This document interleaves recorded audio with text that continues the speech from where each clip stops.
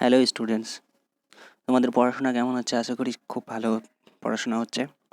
পড়তে থাকো, আর ডাউট যত থাকবে যে কোনো টপিক্সে তোমরা জিজ্ঞেস করে নেবে, ঠিক আছে? ফোন যে হোয়াটসঅ্যাপ নাম্বার আছে সেই নাম্বারে তুমি হোয়াটসঅ্যাপ মেসেজ করতে পারো অথবা কমেন্ট সেকশানে জিজ্ঞাসা করতে পারো, ঠিক আছে? যে কোনো ডাউট বা যে কোনো কোয়ারি তোমরা করতে পারো, ওকে? আর পড়তে থাকো, খুব বেশি বেশি করে পড়ো, ঠিক আছে? ভালো র্যাঙ্ক করতে হবে, ওকে? চলো, আজকের যে টপিক্সটা আছে সেটা হচ্ছে অ্যাটমিক্স অ্যান্ড মলিকিউলস। তো আমরা এর আগে একটা ক্লাসে অ্যাটম সম্পর্কে আমরা জেনেছি। তো অ্যাটম সম্পর্কে যেটা জেনেছি যে এই বিশ্বব্রহ্মাণ্ডের প্রত্যেকটা জিনিস, ঠিক আছে, সেটা জড়বস্তু হোক বা জৈবিক বস্তু হোক, যাই হোক না কেন, জীব বা জড় যাই হোক না কেন, তার কিন্তু যদি ক্ষুদ্রতম অংশ দেখতে যাই তাহলে আমরা পরমাণুকেই পাবো, ঠিক আছে? এমনকি একটা সময় ভাবা হতো যে পরমাণুটাই মানে ক্ষুদ্রতম অংশ, ওটাকে আর ভাঙা যায় না, এরকম এরকম ধারণাও একটা সময় ছিল। যদিও সেটা পরবর্তীতে আমরা দেখেছি যে বিভিন্ন বিজ্ঞানীর পরীক্ষা নিরীক্ষার মাধ্যমে দেখা গেছে যে পরমাণুর মধ্যেও কতগুলো কণা রয়েছে, যেটা আমরা আগের মানে ক্লাসে দেখেছি যে কি কী কী হতে পারে সেগুলো। তিনটে হয়ে থাকে, প্রোটন, নিউট্রন আর একটা হচ্ছে ইলেকট্রন। এই তিনটে কণা নিয়ে গঠিত পরমাণু, তাই তো? এবারে দেখা যাচ্ছে কি যে পরমাণুর নিউক্লিয়াস, যেটা কেন্দ্রক, নিউক্লিয়াস বা কেন্দ্রক, সেখানে কি ছিল? প্রোটন ছিল। আর তার সাথে ছিল নিউট্রন, যেটা হচ্ছে নিস্তড়িত। প্রোটন ছিল প্লাস আধানযুক্ত, মানে পজিটিভ আধানযুক্ত, ওকে? আর তার চারিদিকে হচ্ছে ঘুরছিল ইলেকট্রনগুলো, যেগুলো হচ্ছে নেগেটিভ চার্জড, ওকে? আর কি হচ্ছে, এই প্রোটন এবং ইলেকট্রনের সংখ্যাটা সমান। প্রোটন যতগুলি থাকে, ইলেকট্রন সংখ্যা ততগুলিই হয়। যদি পরমাণুটা নিস্তড়িত হয়ে থাকে, যখন আয়ন হবে তখন চেঞ্জড হয়। হয় ইলেকট্রনের সংখ্যা বেড়ে যাবে, ইলেকট্রনের সংখ্যা কমে যাবে, অথবা ইলেকট্রনের সংখ্যা বেড়ে যাবে, রাইট?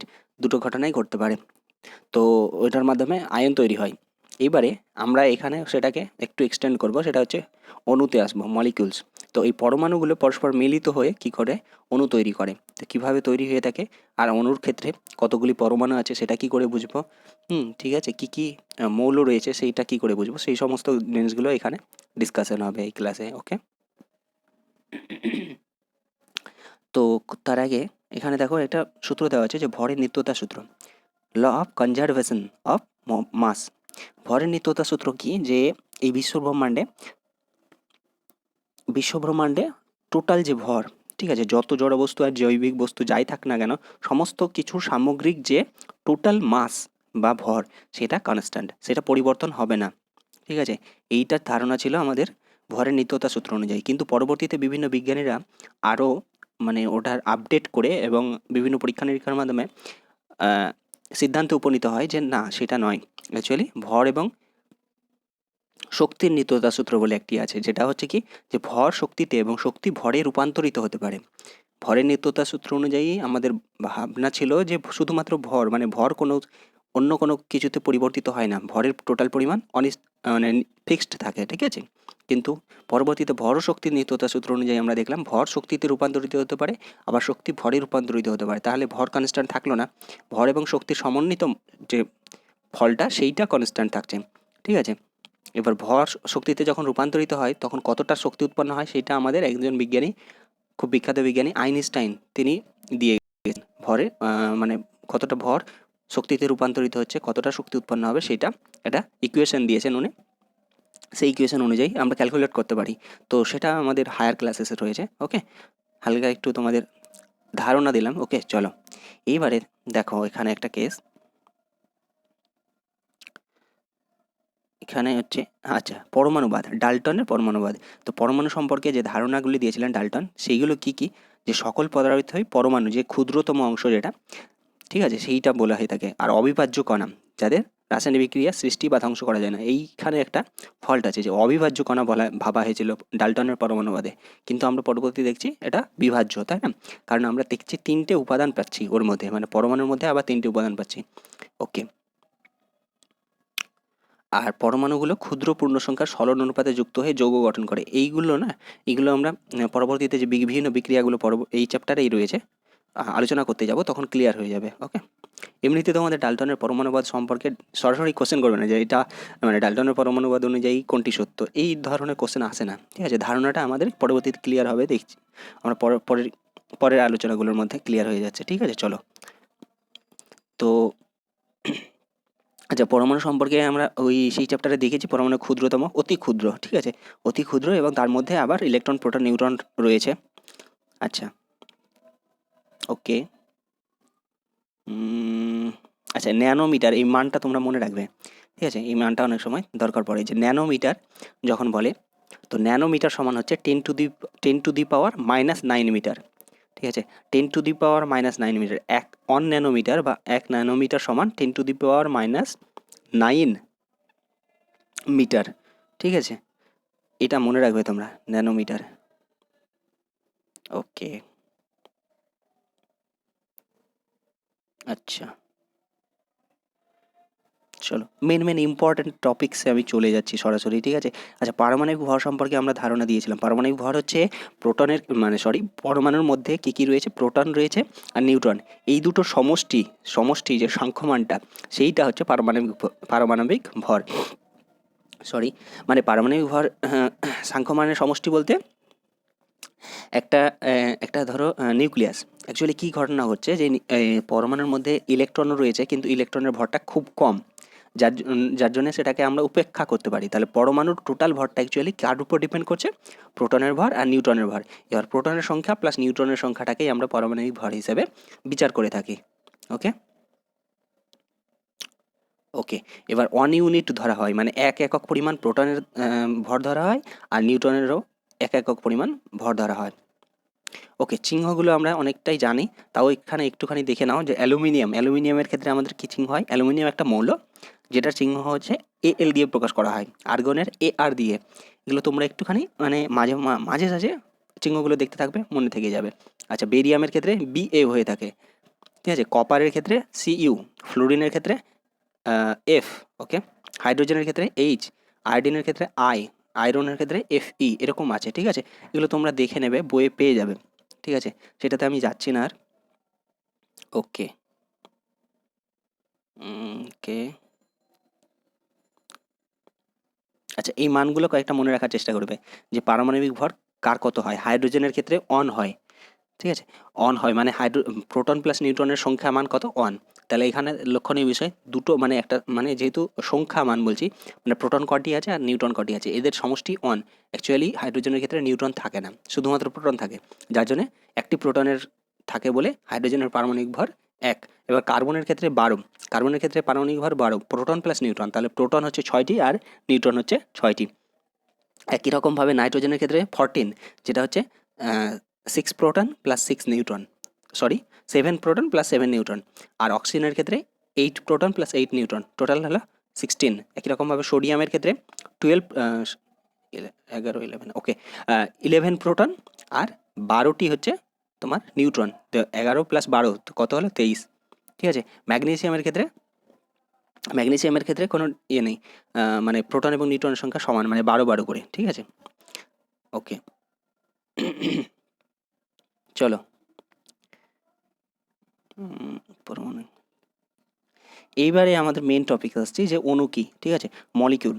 তো মলিকিউলসের ক্ষেত্রে কী হয়ে থাকে, আমাদের অণুগুলো, আমাদের পরমাণুগুলো পরস্পর একে অপরের সাথে সঙ্ঘবদ্ধভাবে যখন অবস্থান করে, তখন সেটা আমাদের অণু গঠিত হয়। মানে একটা হাইড্রোজেন পরমাণু আর একটি হাইড্রোজেন পরমাণু পরস্পর জুড়ে গেল, মানে কাছাকাছি অবস্থান করছে, একসঙ্গে বসবাস করার মতো বিষয়, ঠিক আছে। তখন কি হচ্ছে, দুটি হাইড্রোজেন রয়েছে, এই যে দুটি হাইড্রোজেন মানে সংঘবদ্ধভাবে যে একটা তোমার অবস্থান করা ব্যাপারটা, সেইটা হচ্ছে অণু হয়ে গেল। তাহলে হাইড্রোজেনের যখন অণু বলছি, তখন কটি হাইড্রোজেন পরমাণু থাকছে, 2, ঠিক আছে। এরকমভাবে অক্সিজেন অণু O2 বলা হয় থাকে, এখানে দেখতে পাচ্ছ O2 লেখা আছে, ঠিক আছে। তাহলে O2 যখন লেখা আছে, মানে এই সাফিক্সের নিচে যখন O2 মানে 2 দেওয়া আছে, তাহলে কি দাঁড়াচ্ছে, ওটা ইঙ্গিত করছে হচ্ছে অক্সিজেনের অ্যাটম, ওটা যেটা লেখা আছে ওটা অক্সিজেনের অ্যাটম বোঝাচ্ছে। অক্সিজেনের অ্যাটম কটি আছে সেটা হচ্ছে সাফিক্সে লেখা আছে 2। তাহলে দুটি অক্সিজেনের অ্যাটম পরস্পর মিলিত হয়ে কি তৈরি করেছে, অক্সিজেনের অণু তৈরি করেছে, মলিকিউল, ঠিক আছে। তাহলে অক্সিজেন গ্যাস যখন বলি, অক্সিজেন গ্যাস যেটা আমরা অক্সিজেন গ্যাস নামে যেটা জানি, সেটা অ্যাকচুয়ালি অক্সিজেনের অণু বোঝায়। তাহলে অক্সিজেন অণুর ক্ষেত্রে কটি অক্সিজেন পরমাণু রয়েছে, 2টি। একই রকমভাবে নিচে আরেকটি দেখো, ওজন বলে, ওজন তোমরা নিশ্চয়ই শুনে থাকবে, ওজন গ্যাস। তো ওজন গ্যাসের সংকেত কি, O3। তাহলে সাফিক্সে 3 আছে, মানে অক্সিজেনের পরমাণু কয়টি আছে, 3টি, ঠিক আছে? তাহলে অক্সিজেনের পরমাণু 3টি। এবার যদি ধরো জিজ্ঞাসা করলো যে দুটি ওজনের অণুতে টোটাল কয়টি অক্সিজেন পরমাণু রয়েছে, তখন আমাদের অ্যান্সার কিন্তু হবে কয়টি? 3 × 2, মানে তিনটি করে রয়েছে, 2টি ওজনের অণু রয়েছে, প্রত্যেকটা অণুতে কয়টি রয়েছে অক্সিজেনের পরমাণু? 3টি। তো টোটাল হয়ে গেল 6টি। আবার একই রকমভাবে যদি জিজ্ঞেস করে যে 3টি অক্সিজেন গ্যাসের অণুতে টোটাল কয়টি অক্সিজেন পরমাণু রয়েছে, তখনও আবার 6টি হয়ে যাচ্ছে। 3টি অক্সিজেনের অণু, তাহলে প্রত্যেকটি অক্সিজেনের অণুতে 2টি করে আছে, তাহলে 3 × 2 = 6, এরকমভাবে। ঠিক আছে, ওকে। আচ্ছা, এখানে কয়েকটি উদাহরণ দিয়েছে যে অণুর ক্ষেত্রে, যে জল একটি অণু, তাহলে জলের ক্ষেত্রে জলের সংকেত কি আমরা জানি? H2O। তাহলে হাইড্রোজেন কয়টি রয়েছে? 2টি। অক্সিজেন কয়টি রয়েছে? 1টি। গেল। এবার অ্যামোনিয়ার সংকেত আমরা কি জানি? NH3।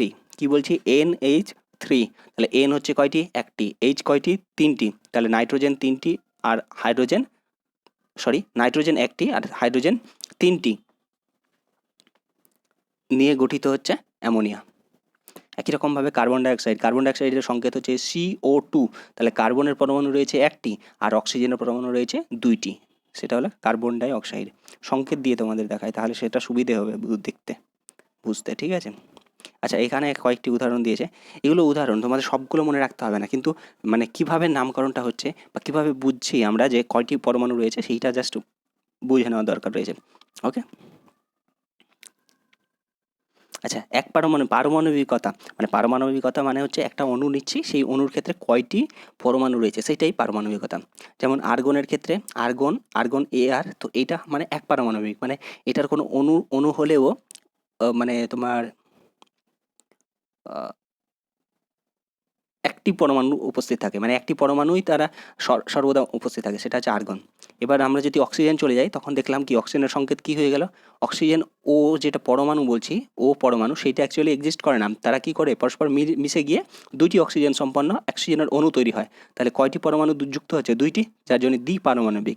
একই রকমভাবে হাইড্রোজেনের ক্ষেত্রেও দ্বিপারমাণবিক, নাইট্রোজেনের ক্ষেত্রে দ্বিপারমাণবিক। ঠিক আছে, এইরকমভাবে আমাদের বুঝতে হবে। ওকে, আচ্ছা, যৌগিক অণু। আচ্ছা, মৌলিক অণু আর যৌগিক অণু।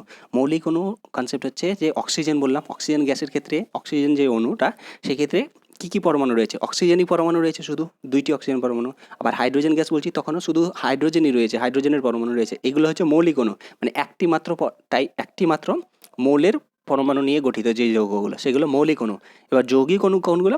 যৌগিক অণুর ক্ষেত্রে যেমন হচ্ছে অ্যামোনিয়া বললাম, NH3, তাহলে নাইট্রোজেন রয়েছে আর হাইড্রোজেন রয়েছে, দুটো আলাদা মৌল রয়েছে, সেইটা হচ্ছে যৌগিক অণু। আবার জলের কি সংকেত বললাম? H2O, তাহলে হাইড্রোজেন আর অক্সিজেন রয়েছে, দুটো আলাদা মৌলের অণু, সেই জন্যে এগুলো হচ্ছে যৌগিক অণু। আশা করি ক্লিয়ার হয়েছে।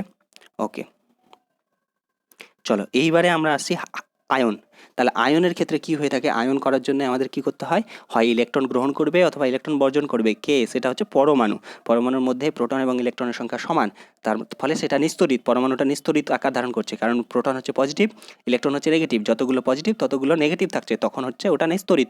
কিন্তু যদি ইলেকট্রনের সংখ্যা কোনো কারণে বেড়ে যায়, একটা গ্রহণ করে ইলেকট্রন বাইরে থেকে, তাহলে ইলেকট্রনের সংখ্যা বেড়ে যাওয়া মানে কি? নেগেটিভ হয়ে যাওয়া, তাই না? ইলেকট্রন নেগেটিভ যেহেতু।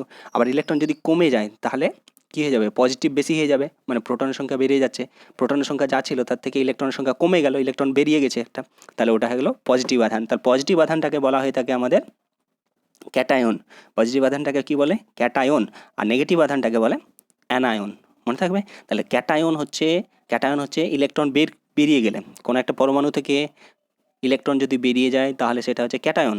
ইলেকট্রন যদি গ্রহণ করে সেটা হচ্ছে অ্যানায়ন। ওকে, যেমন এখানে দেখো Na+ লিখেছে, মানে সোডিয়ামের উপরে কি করেছে? একটা প্লাস চিহ্ন দিয়েছে।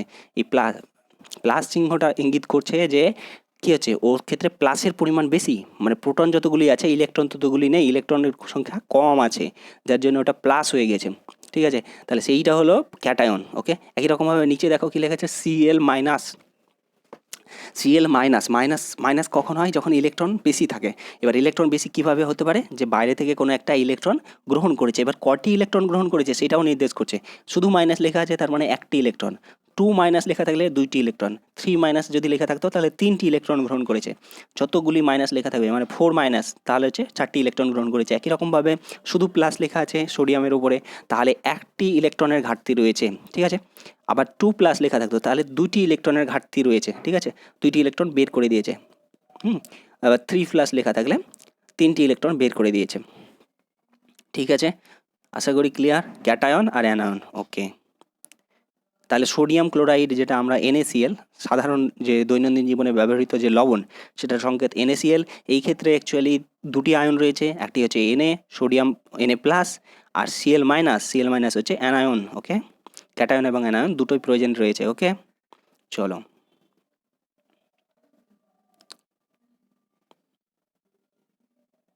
আচ্ছা এখানে ওকে, আচ্ছা কতগুলি আয়নের নাম এবং চিহ্ন দেওয়া হয়েছে এখানে। এইগুলো আমরা যখন রাসায়নিক বিক্রিয়া আর একটা চ্যাপ্টার আছে ওখানে যখন বিক্রিয়াগুলো দেখব তখন মেন কোনগুলো মানে আয়ন ব্যবহার হচ্ছে সেইগুলো মনে রাখলেই হবে। তবে হালকা একটু আইডিয়া মেন ইম্পর্টেন্টগুলো বলছি আমি, তোমার মনে রাখার চেষ্টা করবে। যে সোডিয়াম যেটা আমরা অলরেডি আলোচনা করলাম Na প্লাস হয়ে থাকে তাহলে ক্যাটায়ন। পটাশিয়াম কি হয়ে থাকে K প্লাস তাহলে এটাও ক্যাটায়ন, ঠিক আছে। তাহলে Na প্লাস এটাও ক্যাটায়ন, পটাশিয়াম K প্লাস এটাও ক্যাটায়ন। আবার রূপা Ag প্লাস সেটাও হচ্ছে ক্যাটায়ন, তামা Cu প্লাস এটাও ক্যাটায়ন। এখানে দেখে নাও যে প্রত্যেকটা কিন্তু অনলি 1 প্লাস আছে, তাই না? তাহলে 1 প্লাস মানে বোঝাচ্ছে মানে এটা হচ্ছে শুধুমাত্র একটি ইলেকট্রনের ঘাটতি রয়েছে, তাই তো? ওকে, নেক্সটে দেখো এইখানে কিন্তু 2টি ইলেকট্রনের ঘাটতি রয়েছে যার জন্য Mg2 plus Ca2 plus Ca2 plus মানে হচ্ছে ক্যালসিয়ামের আয়ন, ঠিক আছে। Zinc 2 plus Zn2 plus. ওকে, তাহলে জিঙ্কের দুটো ইলেকট্রন ঘাটতি করে। আবার Fe2 প্লাস তাহলে 2টি ইলেকট্রনের ঘাটতি। ওকে, কপারের 2 প্লাস। একই রকমভাবে অ্যালুমিনিয়াম 3 প্লাস এখানে 3টি ইলেকট্রনের ঘাটতি রয়েছে। লোহা আয়রন 3 প্লাস Fe3 প্লাস যখন করছি তখন হচ্ছে এটা হচ্ছে 3টি ইলেকট্রনের ঘাটতি রয়েছে। এবার অ্যানায়ন দেখো, অ্যানায়নের ক্ষেত্রে কি কি আছে। অ্যানায়নের ক্ষেত্রে Cl মাইনাস দেখেছি আমরা, Br মাইনাস ব্রোমিন, ঠিক আছে। আয়োডিন মাইনাস O2 মাইনাসে 2টি ইলেকট্রন বেশি হয়ে গেছে, তাই না? অক্সাইড আয়ন, এটার নাম কি অক্সাইড আয়ন। ওকে, সালফাইড, তারপরে সালফাইড আয়নের ক্ষেত্রে S2 মাইনাস 2টি ইলেকট্রনের ঘাটতি রয়েছে। এইবারে এইগুলো তো গেল ও মানে হচ্ছে তোমার এক একটি মৌলের আয়ন। এবার হচ্ছে বহু পরমাণুর আয়ন, অ্যামোনিয়াম আয়ন। সেই ক্ষেত্রে কী দেখাচ্ছে, কী লেখা আছে NH4 প্লাস মানে একটি নাইট্রোজেন 4টি হাইড্রোজেন তারা পরস্পর যুক্ত হয়ে একটি যৌগের আকার ধারণ করেছিল, কিন্তু ইলেকট্রনের একটি ঘাটতি রয়েছে, একটি প্লাস লেখা আছে, তাহলে সেটা হয়ে গেল ক্যাটায়ন। তাহলে এক্ষেত্রে একের অধিক পরমাণু নিয়ে গঠিত আয়ন এটা। আবার হাইড্রক্সাইড আয়ন কি হয়ে থাকে OH মাইনাস। এক্ষেত্রে কী হচ্ছে অক্সিজেন পরমাণু রয়েছে, হাইড্রোজেন পরমাণু রয়েছে, আর ঘাটতি কয়টি ইলেকট্রনের, এখানে কি ঘাটতি রয়েছে না, ইলেকট্রন বেশি রয়েছে যার জন্য মাইনাস হয়ে গেছে, তাই না? তো OH মাইনাস হাইড্রক্সাইড আয়ন। যখনই আমরা হাইড্রক্সাইড আয়ন বলবো তখন আমরা জানবো যে OH মাইনাসকে বোঝানো হচ্ছে। আবার নাইট্রেট আয়ন সেক্ষেত্রে সংকেত কি NO3 মাইনাস। তাহলে এক্ষেত্রে আমাদের ইলেকট্রনের ঘাটতি কটি রয়েছে, ইলেকট্রনের ঘাটতি নেই, কারণ হচ্ছে মাইনাস আছে, তার মানে ইলেকট্রন বেশি আছে, তাই তো, একটি ইলেকট্রন বেশি আছে। আচ্ছা, এইবারে দেখো এখানে দেখো সালফেট আয়ন SO4 2 মাইনাস। এবার SO4 2 মাইনাস সালফেট আয়ন, সেক্ষেত্রে কী হচ্ছে সালফার রয়েছে কয়টি পরমাণু, একটি। অক্সিজেনের পরমাণু কয়টি রয়েছে, 4টি। আর আধানের বেশি রয়েছে, 2টি ইলেকট্রন বেশি রয়েছে, তাই তো, সেই জন্য লেখা আছে 2 মাইনাস। ওকে, এখানে ফসফেট আয়নের সংকেত কি PO4 3 মাইনাস। PO4 3 মাইনাসে কয়টি ফসফরাস রয়েছে, একটি, P ফর ফসফরাস। অক্সিজেন কয়টি রয়েছে, 4টি। ইলেকট্রন বেশি রয়েছে, কয়টি ইলেকট্রন বেশি রয়েছে, 3টি, যার জন্য 3 মাইনাস লেখা আছে, ঠিক আছে। এইরকমভাবে তাহলে আয়ন দুরকমই হতে পারে, মানে মৌলের আয়ন হতে পারে অথবা কী হতে পারে একের অধিক পরমাণুযুক্ত আয়নও হতে পারে। ওকে, আচ্ছা এবার যোজ্যতার ধারণা। এই যৌগটি দেখো তোমরা, যৌগটির নাম কি হচ্ছে, যৌগটির নাম কার্বন টেট্রাক্লোরাইড। ওকে, তাহলে কার্বন টেট্রাক্লোরাইড, এই কার্বন টেট্রাক্লোরাইডের ক্ষেত্রে কি লেখা আছে সংকেত CCl4। এখান থেকে এই সংকেত থেকে আমরা জানতে পারবো যে যোজ্যতা কার কত, কার্বনের যোজ্যতা কত আর Cl-এর যোজ্যতা মানে Cl মানে ক্লোরিনের যোজ্যতা কত। দেখো কার্বনের যোজ্যতাটা কি হবে, Cl-এর সাফিক্সে লেখা থাকবে, আবার সিএল এর যোজ্যতাটা কার্বনের সাফিক্সে। দেখো এখানে দেখার বিষয় কার্বনের যোজ্যতা তাহলে কত দাঁড়াচ্ছে, এটাকে ক্রিস ক্রস বলা হয়ে থাকে, ঠিক আছে। তাহলে কার্বনের যোজ্যতা অ্যাকচুয়ালি 4, যার জন্য সিএল এর সাফিক্সে 4 আছে, আর কার্বনের নিচে কত আছে, কিছু নেই মানে অন আছে, তাহলে সিএল এর যোজ্যতা আসলে কত, অন। তাহলে বোঝা গেল, তাহলে যোজ্যতা মানে সংকেত থেকে যোজ্যতা আমরা বলে দিতে পারবো, সংকেতটা থেকে, ঠিক আছে। ক্রিস ক্রস হচ্ছে, চিহ্ন থেকে দেখতে পাচ্ছ সি এর যোজ্যতা গেছে কার নিচে, ক্লোরিনের, আবার ক্লোরিনের যোজ্যতা কোথায় এসেছে, সি এর নিচে, এরকমভাবে যোজ্যতা লেখা হয়ে থাকে। এটা যোজ্যতা লেখার নিয়ম গেল। এবার যোজ্যতা কী জিনিস সেটা আমরা বুঝবো। আর একটা সংকেত দেখে নাও তার আগে, যে MgCl2, MgCl2 যখন লিখছি তাহলে Mg এর যোজ্যতা কোথায় গেছে, সিএল এর নিচে কত আছে, 2, তাহলে Mg এর যোজ্যতা কত, 2, আবার সিএল এর যোজ্যতা কত, 1, কারণ Mg এর নিচে কিছু নেই মানে 1 আছে, ঠিক আছে। আর সংকেতটা থেকে আমরা কি বলতে পারছি, MgCl2 ম্যাগনেসিয়াম ক্লোরাইড, তো এক্ষেত্রে কয়টি পরমাণু ম্যাগনেসিয়ামের আছে, 1টি, সিএল এর পরমাণু কয়টি আছে, 2টি, যোজ্যতা সিএল এর কত, 1, Mg এর যোজ্যতা কত, 2, ওকে। চলো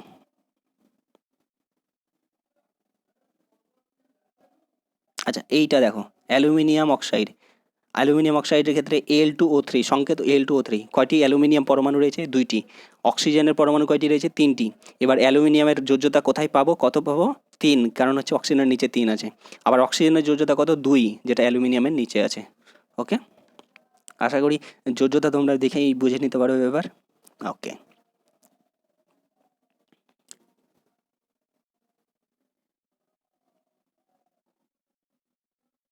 আচ্ছা, যোজ্যতার প্রাথমিক ধারণা তোমাদের দিয়ে দিই। আচ্ছা, যোজ্যতার ক্ষেত্রে দেখা যায় যে তোমরা যখন আয়ন যেগুলো দেখলে, দেখো যোজ্যতা বোঝার বিষয় হচ্ছে আয়ন যেগুলো দেখলে মানে হচ্ছে ধর সিএল মাইনাস বললাম, ঠিক আছে, সিএল মাইনাস, তাহলে কয়টি মাইনাস বলছি, একটি মাইনাস, তো এই একটি মাইনাস যে কটি মাইনাস সেইটা থেকে বুঝবো আমরা যোজ্যতা, একটি মাইনাস মানে এক যোজ্যতা। আবার একই রকমভাবে হাইড্রোজেনের যেটা আয়ন সেটা H+ বলে থাকি, তাহলে H+ বলছি মানে কয়টি প্লাস, একটি প্লাস, তাহলে হাইড্রোজেনের যোজ্যতা কত হয়, 1, ওকে। আবার অক্সিজেনের অক্সাইড আয়ন যেটা বলেছিলাম O2- হয়, তাহলে O2- কটি মাইনাস, 2-, তাহলে 2- হলে যোজ্যতা কত, 2, শুধু মানে মানটা বলতে হবে, চিহ্নটা বলার দরকার নেই, যোজ্যতার ক্ষেত্রে চিহ্ন বলার দরকার নেই, এটা হচ্ছে আয়নের ক্ষেত্রে। তাহলে আয়ন ধনাত্মক আয়ন বা ঋণাত্মক আয়ন যাই হোক না কেন, সেই আয়নের ক্ষেত্রে প্লাস বা মাইনাসের পরিমাণ কতটি আছে, দুইটি প্লাস কি দুইটি মাইনাস কি তিনটি প্লাস কি তিনটি মাইনাস, যতগুলি প্লাস বা মাইনাস আছে সেই সংখ্যাটা হচ্ছে যোজ্যতা, বোঝা গেল। এবার একই রকমভাবে চলে যাই আমরা, তোমার হচ্ছে জিঙ্কের 2+ বলেছিলাম, তাহলে জিঙ্কের 2+ যদি হয়ে থাকে তাহলে কয়টি প্লাস বলছি, 2+, সেই জন্য যোজ্যতা কত, 2, ঠিক আছে। একই রকমভাবে তোমার হচ্ছে Al3+ বলি, ঠিক আছে, তাহলে কয়টি প্লাস, 3+ হচ্ছে, তাহলে 3 হয়ে গেল যোজ্যতা, কার, অ্যালুমিনিয়ামের ক্ষেত্রে, Al হচ্ছে অ্যালুমিনিয়াম। এরকমভাবে আয়নের ক্ষেত্রে খুব সিম্পলি আমরা বলে দিতে পারি, ওকে। ওকে, চলো।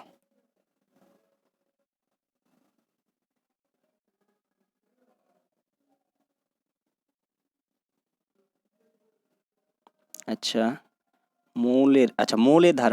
মৌলের ধারণাটা খুব খুব গুরুত্বপূর্ণ, ঠিক আছে, এটা পরবর্তী হায়ার ক্লাসেসও খুব ইউজ হয়ে থাকে।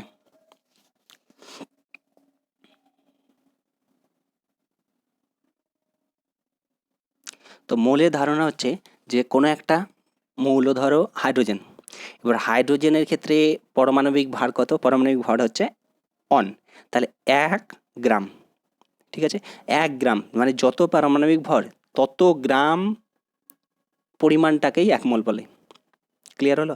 হাইড্রোজেনের ক্ষেত্রে পারমাণবিক ভর কত, অন, তাহলে 1 গ্রাম, 1 গ্রাম হাইড্রোজেন পরমাণু বলবো যখন, 1 গ্রাম হাইড্রোজেন পরমাণু যখন বলবো তখন বোঝাবে 1 মোল হাইড্রোজেন পরমাণু, 1 মোল হাইড্রোজেন পরমাণু, 1 মোল হাইড্রোজেন, ওয়েট, বলছি 1 মোল হাইড্রোজেন পরমাণু, তার মানে হচ্ছে 1 গ্রাম, 1 গ্রাম হাইড্রোজেন পরমাণু। একই রকমভাবে আমরা চলে যেতে পারি, ধরো অক্সিজেনের পারমাণবিক ভর কত, পারমাণবিক ভর অক্সিজেনের পারমাণবিক ভর কত হচ্ছে 16, তাহলে 16 গ্রাম অক্সিজেন পরমাণু মানে হচ্ছে 1 মোল অক্সিজেন, ঠিক আছে। তাহলে পারমাণবিক ভর যত সেই তত গ্রাম পরিমাণটাকে, সেই তত গ্রাম পরিমাণ পরমাণুকে বলা হয় 1 মোল। ওকে, যেমন এখানে দেখো 1 মোল কার্বন পরমাণু, 1 মোল কার্বন পরমাণু মানে কার্বন পরমাণুর আমাদের ভর লাগবে, পারমাণবিক ভর জানতে হবে কত। কার্বন পরমাণুর পারমাণবিক ভর হচ্ছে 12, তাহলে 12 গ্রাম কার্বন পরমাণু মানে হচ্ছে 1 মোল কার্বন পরমাণু। বোঝা গেল? এই 1 মোল কার্বন পরমাণুতে কতগুলি পরমাণু কার্বনের পরমাণু থাকবে, সেই সংখ্যাটা হচ্ছে অ্যাভোগাড্রো সংখ্যা, সেই সংখ্যাটাকে বলে অ্যাভোগাড্রো সংখ্যা। সেই মানটা নির্দিষ্ট, ঠিক আছে, কনস্ট্যান্ট বলতে যা বোঝো তোমরা। তাহলে অ্যাভোগাড্রো সংখ্যার মানটা কত মনে রাখবে অলওয়েজ। অ্যাভোগাড্রো সংখ্যার মান হচ্ছে 6.022 ইন্টু 10⁻23 সংখ্যক, 6.022 ইন্টু 10⁻23, এইটা হচ্ছে অ্যাভোগাড্রো সংখ্যা। 1 মোল যে কোনো পরিমাণ, সেটা কার্বন হোক, হাইড্রোজেন হোক, নাইট্রোজেন হোক, অক্সিজেন হোক, যে কোনো মৌলই হোক না কেন, 1 মোল যখনই বলবে তখন 1 মোল মানেই হচ্ছে তোমার অ্যাভোগাড্রো সংখ্যক পরমাণু, মানে হচ্ছে 6.022 ইন্টু 10⁻23 সংখ্যক পরমাণু, ঠিক আছে। তাহলে 1 মোল যখন কার্বনের পরমাণু বলছি তখন 6.022 ইন্টু 10⁻23 সংখ্যক কার্বন পরমাণু। 1 মোল হাইড্রোজেন পরমাণু যখন বলবো 6.022 ইন্টু 10⁻23 সংখ্যক হাইড্রোজেন পরমাণু। আবার একই রকমভাবে 1 মোল যখন যে কোনো মানে অক্সিজেনের পরমাণু, তখন 1 মোল অক্সিজেন পরমাণু মানে 6.022 ইন্টু 10⁻23 সংখ্যক অক্সিজেন পরমাণু। 1 মোল পড়লেই অ্যাভোগাড্রো সংখ্যক হবে, ঠিক আছে। এবার 1 মোল যে কোনো পরমাণু হতে পারে, অণুও হতে পারে। এবার যখন 1 মোল অণু বলবো তখন কি হয়ে যাবে, কথাটা পাল্টে যাবে, যে অ্যাভোগাড্রো সংখ্যা মানে 6.022 ইন্টু 10⁻23 সংখ্যক অণু। একই রকমভাবে আয়ন যখন বলবো তত অ্যাভোগাড্রো সংখ্যক আয়ন মানে 6.022 ইন্টু 10⁻23 সংখ্যক আয়ন হয়ে যাবে। ওকে, এইবারে আমাদের একটা জিনিস বুঝে নিতে হবে এখানে। পরমাণুর ক্ষেত্রে গেল, পরমাণুর ক্ষেত্রে পারমাণবিক ভর, কিন্তু যখন আমরা জলের অণু, ধরো এটা যৌগ হয়ে যাচ্ছে, ঠিক আছে, এই যৌগের ক্ষেত্রে H2O, এই H2O এর থেকে 2টি হাইড্রোজেন রয়েছে আর 1টি অক্সিজেন রয়েছে। তাহলে 2টি হাইড্রোজেন, একটা হাইড্রোজেনের পারমাণবিক ভর কত, 1, তাহলে 2টি হাইড্রোজেনের টোটাল কত হলো, 2 হলো, 2 পেলাম। আর অক্সিজেনের ক্ষেত্রে আমরা কত জানি, 16, তাহলে 16 আর 2 এর টোটাল কত হলো, 18, পারমাণবিক ভরের সমষ্টি কত এলো, 18। তাহলে একটা জলের অণু মানে 18 ভর পাচ্ছি, তাই তো, 18 গ্রাম। এইবারে তাহলে একটি জলের অণু মানে 18, তাহলে ওই 18 গ্রাম যখন জলের অণু বলবো তখন সেটা হবে আমাদের 1 মোল জলের অণু, ঠিক আছে। H2O, হাইড্রোজেন 2টি, অক্সিজেন 1টি, হাইড্রোজেন 2টিতে টোটাল কত পারমাণবিক ভর যোগ করলে কত পাচ্ছি, 2। অক্সিজেনের ক্ষেত্রে কত পাচ্ছি সেটা 16, অক্সিজেনের ক্ষেত্রে 16 পাচ্ছি একটি পরমাণুর ক্ষেত্রে, তাহলে 16 আর 2 18, তাহলে 18 গ্রাম জলের অণু মানে হচ্ছে 1 মোল জলের অণু। তাহলে 1 মোল জলের অণু মানে 18 গ্রাম জল যদি নিই, তাতে কত সংখ্যক থাকবে, জলের অণু থাকবে, তাহলে অ্যাভোগাড্রো সংখ্যক জলের অণু থাকবে, ঠিক আছে, মানে 6.022 ইন্টু 10⁻23 সংখ্যক জলের অণু থাকবে, ঠিক আছে। মোলের ধারণাটা অবশ্যই ক্লিয়ার রাখবে। 1 মোল যে কোনো পরমাণু হোক বা আয়ন হোক বা তোমার হচ্ছে যৌগ, 1 মোল যৌগ মানেই হচ্ছে 6.022 ইন্টু 10⁻23 সংখ্যক পরমাণু বা অণু বা আয়ন থাকবে।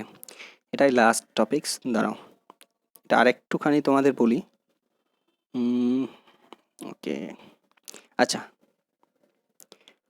কোনো একটা মৌলের মোল সংখ্যা বের করতে গেলে কি করতে হয়, প্রদত্ত ভর বাই মোলার ভর, মানে ওই 1 মোল পরিমাণ, 1 মোলের ভর মানে কি, ওই অণুটার টোটাল পারমাণবিক ভর যোগ করলে কত আসছে সেইটা মোলার ভর দিয়ে ভাগ করে দিলে আমরা মোল সংখ্যা পেয়ে যাব, প্রদত্ত ভর বাই মোলার ভর, ঠিক আছে। ওকে চলো, থ্যাংক ইউ।